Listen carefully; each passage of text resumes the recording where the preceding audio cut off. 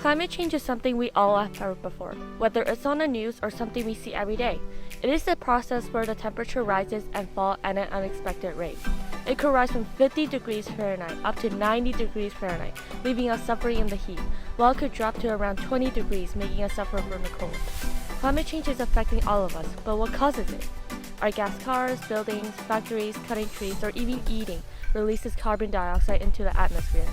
Carbon dioxide is what blocks our atmosphere and causes global warming. Carbon, however, is the backbone of all life on Earth, our Earth. Carbon isn't everything. We are made of it, we consume it, and we use it to build our civilizations and our homes. Do you know what helps maintain the carbon cycle? It's trees. As trees grow, they absorb carbon dioxide from the atmosphere and convert it into plant matter, which is used to help trees and even other types of plants grow. When trees or plants are killed, the carbon that they stored gets released back into the atmosphere as carbon dioxide. Unfortunately, having a large carbon footprint is not deforestation's only issue.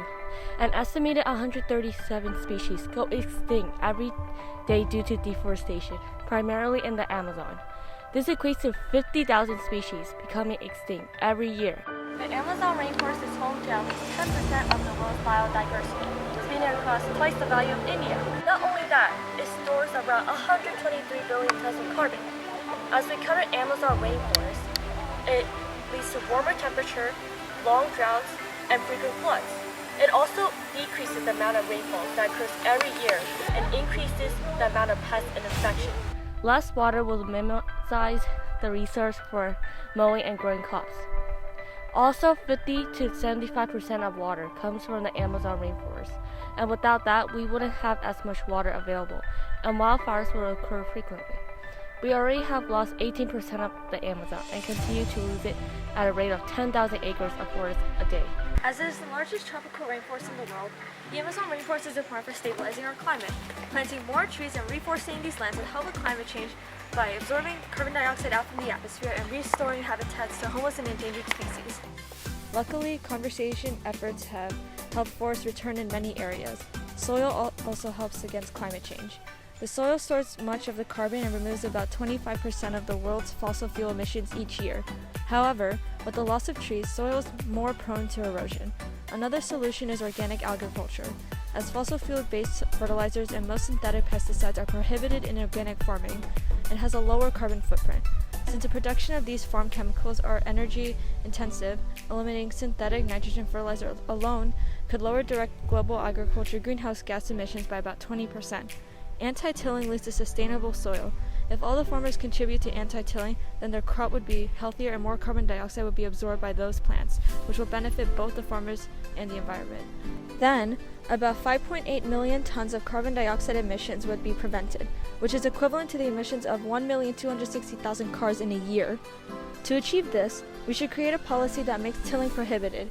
It is almost too late to fix what we created, so we need to execute this policy right away in order to make some effect in saving the environment.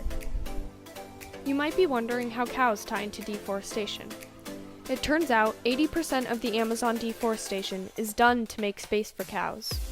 Cattle farmers will typically use the slash and burn technique, which involves cutting down plants, letting them sit out in the sun to dry, and then burning them to clear the space. Oftentimes, these fires get out of hand and cause wildfires. Not to mention, this is often done illegally. Not only is the deforestation bad for the climate, but cows release immense amounts of methane, another greenhouse gas.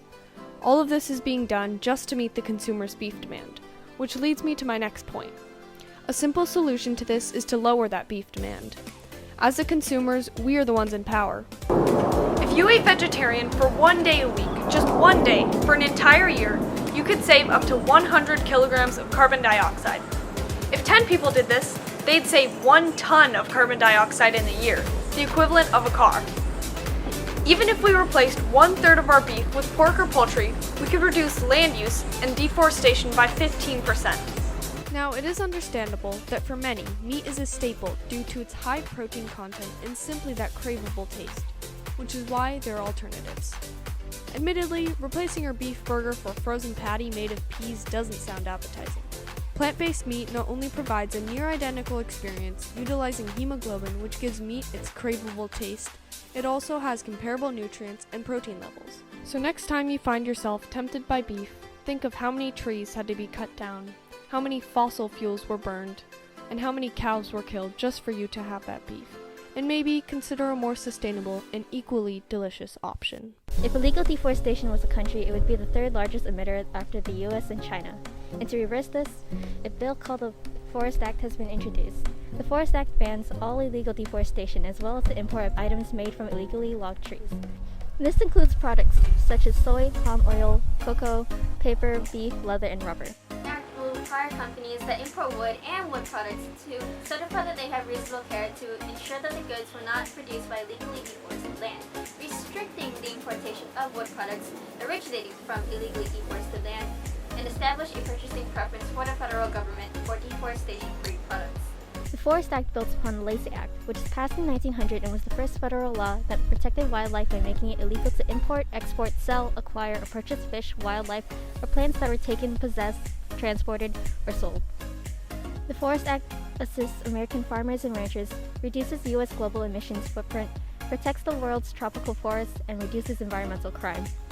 A statistic showed that 90% of Americans are supportive of planting more trees, so we decided to ask some locals about their opinion. So, how do you feel about the current climate situation? How much do you think climate change is affecting us? We live on an island that's about 7 feet above sea level on average, so probably more relevant to Alameda than just about anybody. I think it's affecting us a lot. I don't know a whole bunch about it, but I know it's getting pretty bad. Maybe possibly to a point of no return. That's a really good question. I have a story about this. When I was a kid and I grew up in this climate when winter was winter, like real winter, like with a lot of snow, and it was freezing really hard, and we enjoyed a lot this skating, skiing. Now the place where I grew up in winter, they don't have snow anymore. Can you think of anything you do in your daily life that helps the environment? I think one thing is I stop asking for straws when I go to a restaurant, or when we take out beverages, I would bring my own reusable straws. So one of those things, and try to be more mindful with recycling. Yeah, we reuse plastic bags a lot. That's what my family does. We just reuse a lot. I just make sure that if I see people littering or anything, I tell them to pick it up. And would you support the idea of planting more trees in the world? And if so, would you donate to Team Trees? We have a QR code. QR code? Yeah, or sure. you could pay with cash, $1 to plant a tree. Yeah, sure. QR, okay. It leads you right to the website. You could just fill out the stuff there. Thank you. Climate change is here and is causing irreversible damage. Species are going extinct by the minute. Natural disasters are breaking records. And although deforestation is only a small part of the problem, trees are a big part of the solution. Our future and health depends on all of us. We all need to stand up for our climate crisis and save the trees that are keeping us alive. We are the ones that started this and the ones that need to end this.